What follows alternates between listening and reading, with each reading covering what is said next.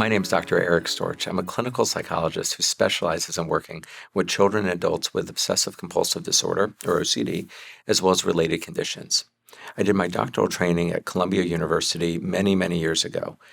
Currently, I work as a professor and vice chair in the Department of Psychiatry and Behavioral Sciences at Baylor College of Medicine.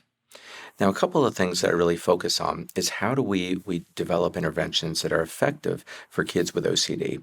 How do we get those interventions out into the community so that everyone can access them? As well as other aspects, like how do we effectively measure these types of symptoms? How do we understand co-occurring problems as well? Today, I'm going to speak about a number of things pertinent to OCD.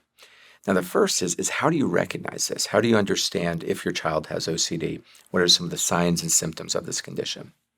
Second thing I'm going to talk about is, as a parent, what are some of the things that you want to be on the lookout for and some of the things that you can do to facilitate your child in recovering from OCD.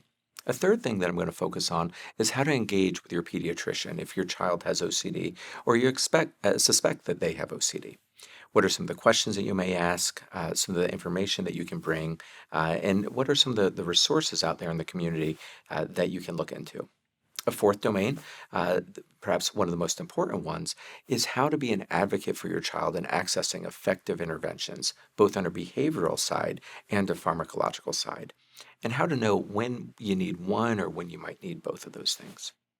And then finally, I'll talk a little bit about some of the research that's going on, trying to give insight into how a parent can be a connoisseur of the literature and understand what's happening and what they can do to best advocate for their child.